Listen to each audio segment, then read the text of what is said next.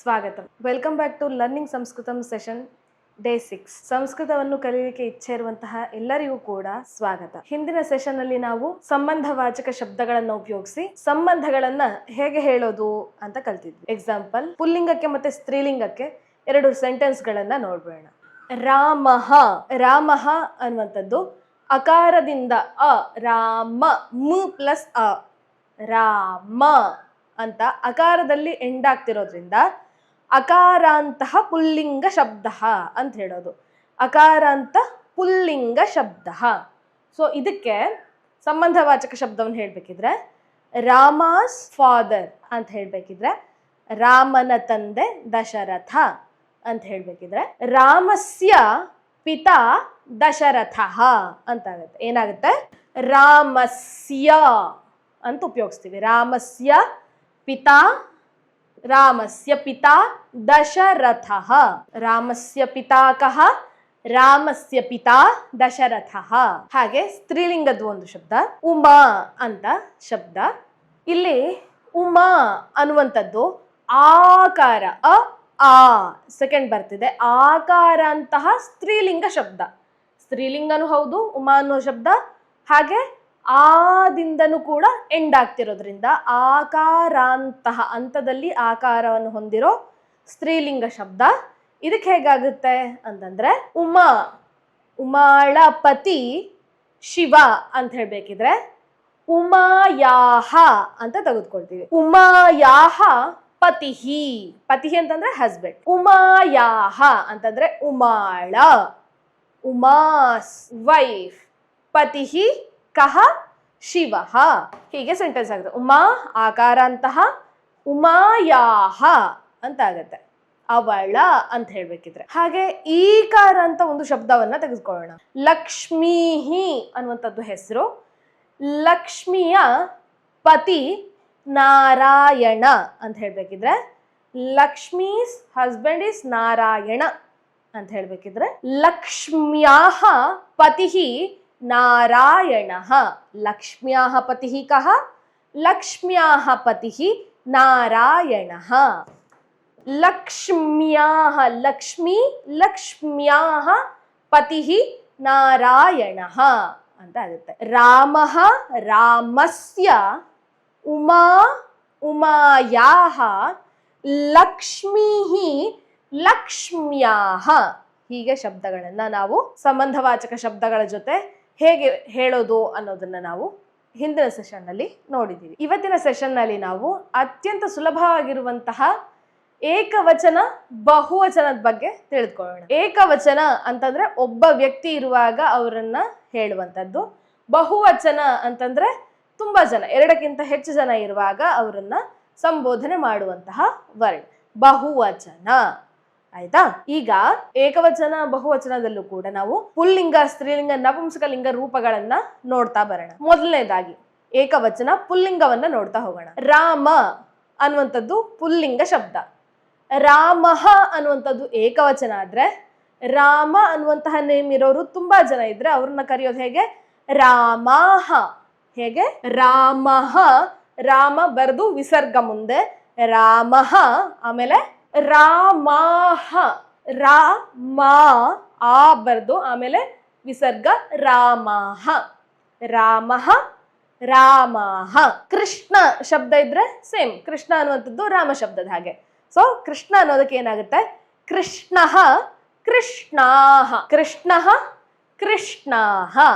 ಶಿವಃ ಶಿವಾಹ, ಗೌತಮಃ ಗೌತಮಾಹ, ಅಕ್ಷಯಃ ಅಕ್ಷಯಾಹ, ಈಶ್ವರಃ ಈಶ್ವರಾಹ. ಹೀಗೆ ಏಕವಚನ ಮತ್ತೆ ಬಹುವಚನ ರೂಪಗಳು. ಅಹ ಆಹ. ಗಾಯಕಃ ಸಿಂಗರ್, ಬಹುವಚನ ಏನಾಗುತ್ತೆ? ಗಾಯಕಾಹ, ಆಹ. ನರ್ತಕಃ ಡ್ಯಾನ್ಸರ್, ನರ್ತಕಾಹ. ಪಾಚಕಃ ಪಾಚಕಾಹ. ಲೇಖಕಃ ರೈಟರ್, ಲೇಖಕಾಹ. ತಂತ್ರಜ್ಞಃ ತಂತ್ರಜ್ಞಾಹ. ಪುಲ್ಲಿಂಗದಲ್ಲಿ ಹೀಗೆ ಏಕವಚನ ಬಹುವಚನ ರೂಪಗಳು.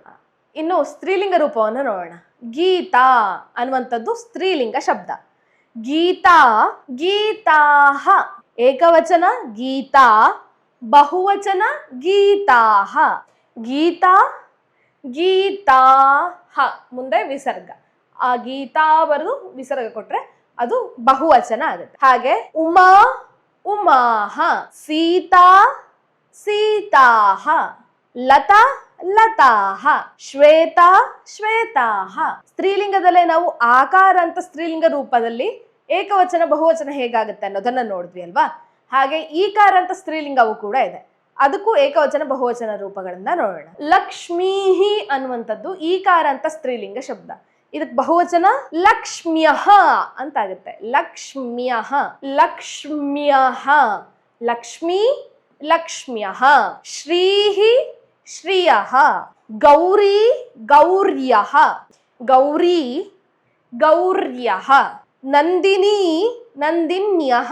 ಹೀಗೆ ಈಕಾರಾಂತದಲ್ಲಿ ಈಕಾರಾಂತ ಸ್ತ್ರೀಲಿಂಗ ಶಬ್ದಗಳಿದ್ರೆ ಲಕ್ಷ್ಮೀಹಿ, ಲಕ್ಷ್ಮ್ಯಃ. ಗೌರಿ, ಗೌರ್ಯಃ. ನಂದಿನಿ, ನಂದಿನ್ಯಃ ಅನ್ನುವಂಥದ್ದು ರೂಪ. ಈಗ ಕ್ವಿಕ್ ಆಗಿ ಅಕಾರಾಂತ ಪುಲ್ಲಿಂಗ, ಆಕಾರಾಂತ ಸ್ತ್ರೀಲಿಂಗ, ಈಕಾರಾಂತ ಸ್ತ್ರೀಲಿಂಗ ಶಬ್ದಗಳಿಗೆ ಏಕವಚನ ದ್ವಿವಚನಗಳು ಹೇಗಾಗುತ್ತೆ ಅನ್ನೋದನ್ನ ಬರೆದು ನೋಡ್ಕೊಂಡ್ಬಂದ್ಬೇಡ. ಪುಲ್ಲಿಂಗದಲ್ಲಿ ಶಿವಃ, ಶಿವಾಹ. ಶಿವಃ ಅನ್ನೋದು ಏಕವಚನ, ಶಿವಾಹ ಅನ್ನೋದು ಬಹುವಚನ. ಸ್ತ್ರೀಲಿಂಗದಲ್ಲಿ ಗೀತಾ, ಆಕಾರ ಅಂತ ಸ್ತ್ರೀಲಿಂಗ ಇದ್ರೆ, ಈಗ ನೀವು ಕೇಳ್ಬೋದು ಆಕಾರ ಅಂತನೂ ಈಕಾರ ಅಂತನೂ ಅಂತ ಹೇಗೆ ಗುರ್ತು ಹಿಡಿಯೋದು? ಎಕ್ಸಾಂಪಲ್, ವೀಣಾ ಅಂತಿದೆ. ವಿ ಅಂತ ನಮ್ಗೆ ದೀರ್ಘ ಕೇಳ್ತಿದೆ ಮೊದ್ಲೇ, ಹಾಗೆ ಈಕಾರ ಅಂತ ಸ್ತ್ರೀಲಿಂಗ ಆಗ್ಬಿಡ್ಬೋದಲ್ಲ ಅಂತಂದ್ರೆ ಇಲ್ಲ. ನಿಮ್ಮ ಹೆಸರಿನ ಎಂಡಲ್ಲಿ ಯಾವ ಸ್ವರ ಕೇಳ್ತಿದ್ಯೋ, ಈ ಕೇಳ್ತಿದ್ಯೋ ಆ ಕೇಳ್ತಿದ್ಯೋ ಅನ್ನೋದ್ರ ಮೇಲೆ ಅದು ಆಕಾರ ಅಂತನೋ ಈಕಾರ ಅಂತನೋ ಅನ್ನೋದು ಡಿಸೈಡ್ ಆಗುತ್ತೆ. ಮೊದ್ಲೇ ವಿ ಕೇಳ್ತಿದ್ರೆ ಅದನ್ನ ಗಣನೆಗೆ ತೆಗೆದುಕೊಳ್ಳಕ್ ಆಗಲ್ಲ. ಎಂಡಲ್ಲಿ ಏನ್ ಕೇಳ್ತಿದೆ? ವೀಣಾ ಅಂತಲ್ವಾ, ಣ ಆ. ಸೊ ನಿಮ್ದು ಆಕಾರ ಅಂತ ಸ್ತ್ರೀಲಿಂಗ. ಗೌರಿ ಅಲ್ವಾ, ಗೌರಿ. ಗೌ ಅಂತ ನೋಡ್ಬಾರ್ದು, ಗೌರಿ. ಈ ಎಂಡಲ್ಲಿ ಏನ್ ಕೇಳಿಸ್ತಿದೆ? ಈ ಕೇಳಿಸ್ತಿದೆ. ಸೊ ನಿಮ್ ಹೆಸರು ಈಕಾರ ಅಂತ ಸ್ತ್ರೀಲಿಂಗ ಶಬ್ದ. ಸೊ ಗೀತಾ, ಗೀತಾಹ. ಗೌರಿ, ಗೌರ್ಯಃ ಅಂತ ಆಗತ್ತೆ. ಇಷ್ಟು ಏಕವಚನ ಬಹುವಚನ ರೂಪಗಳ ಪರಿಚಯ. ಸೊ ನೋಡೋಣ ಈಗ ಇದನ್ನೆಲ್ಲ ಕೇಳಿಸ್ಕೊಂಡ ನಂತರ ನಮ್ಮ ಹೆಸರಿಗೆ ಏಕವಚನ ಮತ್ತೆ ಬಹುವಚನ ಹೇಗಾಗುತ್ತೆ ಅನ್ನೋದನ್ನ ಕಾಮೆಂಟ್ ಮಾಡಿ ತಿಳಿಸಿ. ಈಗ ನಾನು ಕೆಲವೊಂದು ವರ್ಡ್ಗಳನ್ನ ಹೇಳ್ತೀನಿ, ಅದಕ್ಕೆ ಏಕವಚನ ಬಹುವಚನ ರೂಪಗಳನ್ನ ನೋಡೋಣ. ಚಷಕಃ, ಏಷಃ ಕಃ, ಏಷಃ ಚಷಕಃ. ಚಷಕಃ, ಚಷಕಾಹ ಬಹುವಚನ. ಚಷಕಾಹ. ಚಷಕಃ ಅನ್ನೋದು ಅಕಾರ ಅಂತ, ಅಗೇನ್ ಅಕಾರ ಅಂತ ಪುಲ್ಲಿಂಗ ಶಬ್ದ. ಚಷಕಃ, ಅಹ ಅನ್ನೋದು ಏಕವಚನ ಆದ್ರೆ ಬಹುವಚನ ಚಷಕಾಹ. ಚಮಸಃ, ಚಮಸಾಹ. ಚಮಸಃ ಒಂದು ಸ್ಪೂನ್, ಚಮಸಾಹ ಬಹುವಚನ. ವೃಕ್ಷಃ, ಟ್ರೀ. ವೃಕ್ಷಃ ಏಕಃ, ವೃಕ್ಷಃ ಒನ್ ಟ್ರೀ, ಒಂದು ಮರ ಇದ್ರೆ ವೃಕ್ಷಃ ಏಕವಚನ, ವೃಕ್ಷಾಹ ಬಹುವಚನ. ತಾಲಃ, ತಾಲಃ ಲಾಕ್. ತಾಲಃ, ತಾಲಾಹ, ತಾಲಾಹ. ಧನಸ್ಯೂತಃ, ಇದರದ್ದೇ ಬಹುವಚನ ಧನಸ್ಯೂತಾಹ. ಏಷಃ ಕಃ, ಏಷಃ ಬಾಲಕಃ, ಬಾಯ್ ಹುಡುಗ. ಬಾಲಕಃ, ಬಾಲಕಾಹ ಬಹುವಚನ, ಬಾಲಕಾಹ. ಆಕಾರ ಅಂತ ಸ್ತ್ರೀಲಿಂಗ ಶಬ್ದ. ಮಾಲಾ ಅಂತಂದ್ರೆ ಹಾರ. ಮಾಲಾ, ಮಾಲಾಹ ಬಹುವಚನ. ಲೇಖನಿ ಪೆನ್. ಲೇಖನಿ, ಲೇಖನ್ಯಃ, ಲೇಖನ್ಯಃ. ಅಂಕನಿ, ಇದ್ರ ಬಹುವಚನ ಏನಾಗುತ್ತೆ? ಅಂಕನ್ಯಃ. ಇನ್ನು ನಪುಂಸಕಲಿಂಗ ಒಂದು ಉಳಿತು. ಸೊ ಏನಾಗುತ್ತೆ ನಪುಂಸಕಲಿಂಗದಲ್ಲಿ ಅಂತಂದ್ರೆ ಕಂಕಣಂ ಅನ್ನುವಂಥದ್ದು ನಪುಂಸಕಲಿಂಗ ಶಬ್ದ. ಇಂದ ಎಂಡ್ ಆಗ್ತಿದೆ ಅಲ್ವಾ. ಸೊ ಈಗ ಎಕ್ಸಾಂಪಲ್ಗೆ ನಾವು ಹೇಗೆ ನೆನ್ಪಿಟ್ಕೊಳ್ಬಹುದು ಪುಲ್ಲಿಂಗ, ಸ್ತ್ರೀಲಿಂಗ, ನಪುಂಸಕಲಿಂಗ ಶಬ್ದಗಳು ವರ್ಡ್ಗಳನ್ನ ಅಂತಂದ್ರೆ, ಸಾಮಾನ್ಯವಾಗಿ ಅಹ ಅಂತ ಎಂಡ್ ಆಗ್ತಿದ್ರೆ ಅದು ಪುಲ್ಲಿಂಗ. ಇದು ನಾನು ಹೇಳ್ತಿರೋದು ಸಾಮಾನ್ಯ ನಿಯಮ. ಅಹ ಅಂತ ಎಂಡ್ ಆಗ್ತಿದ್ರೆ ರಾಮಃ, ಕೃಷ್ಣಃ, ಚಷಕಃ, ಚಮಸಃ ಇದೆಲ್ಲ ಪುಲ್ಲಿಂಗ. ಲತಾ, ಗೌರಿ, ಮಾಲಾ, ಸೀತಾ, ಆ ಅಥವಾ ಈಕಾರದಿಂದ ಎಂಡ್ ಆಗ್ತಿದ್ರೆ ಅದೆಲ್ಲ ಸ್ತ್ರೀಲಿಂಗ ಅಂತ ಸದ್ಯಕ್ಕೆ ಇಲ್ಲಿ. ಸೊ ಆಮೇಲೆ ಇಂದ ಎಂಡ್ ಆಗ್ತಿದ್ರೆ ಅದೆಲ್ಲ ನಪುಂಸಕಲಿಂಗ ಶಬ್ದಗಳು. ಎಕ್ಸಾಂಪಲ್ ಕಂಕಣಂ, ಕಂಕಣಂ, ಏತತ್ ಕಂಕಣಂ.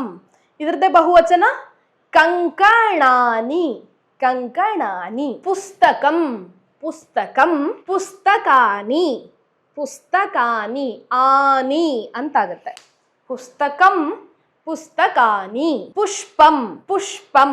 ಕಿಮೇತತ್ ಏತತ್ ಪುಷ್ಪಂ. ಪುಷ್ಪಾಣಿ, ಪುಷ್ಪಾಣಿ. ಫಲಂ, ಕಿಮೇತತ್ ಏತತ್ ಫಲಂ. ಆಮ್ರಫಲಂ. ಫಲಂ, ಫಲಾನಿ, ಫಲಾನಿ. ಫಲಂ, ಫಲಾನಿ. ಹೀಗೆ ಇದು ನಪುಂಸಕಲಿಂಗದ ಏಕವಚನ ಮತ್ತು ಬಹುವಚನ. ಫಲಂ ಅನ್ನೋದು ಏಕವಚನ, ಫಲಾನಿ ಬಹುವಚನ. ಹಾಗೆ ಫ್ಯಾನ್ಗೆ ವ್ಯಜನಂ, ಫ್ಯಾನ್ಗೆ ವ್ಯಜನಂ. ವ್ಯಜನಾನಿ ಅನ್ನೋದು ಬಹುವಚನ. ಇಲ್ಲಿ ನಾವು ನೋಡೋ ಹಾಗೆ ಕ್ವಿಕ್ ಆಗಿ ಇವತ್ತಿನ ಸೆಷನ್ದು ಸಮರಿ ನೋಡ್ಬೇಡ. ಏಕವಚನ ದ್ವಿವಚನಗಳನ್ನು ನೋಡ್ತಾ ಹೋಗ್ತಿದ್ವಿ. ಅಕಾರ ಅಂತಹ ಪುಲ್ಲಿಂಗ ಇದ್ರೆ ಬಾಲಕಃ ಬಾಯ್, ಬಾಲಕಾಹ ಬಾಯ್ಸ್, ಹುಡುಗ ಹುಡುಗರು ಬಾಲಕಾಹ, ಬಾಲಿಕಾ ಗರ್ಲ್ ಹುಡುಗಿ, ಬಾಲಿಕಾಹ ಹುಡುಗಿಯರು ಗರ್ಲ್ಸ್. ಗೌರಿ, ಗೌರಿ ಗೌರ್ಯಃ ಏಕವಚನ ಗೌರಿ, ಬಹುವಚನ ಗೌರ್ಯಃ. ನಪುಂಸಕಲಿಂಗಕ್ಕೆ ಫಲಂ, ಫಲಾನಿ. ಫಲಂ ಅನ್ನೋದು ಏಕವಚನ ಆದ್ರೆ ಫಲಾನಿ ಅನ್ನುವಂಥದ್ದು ಬಹುವಚನ. ಧನ್ಯವಾದ.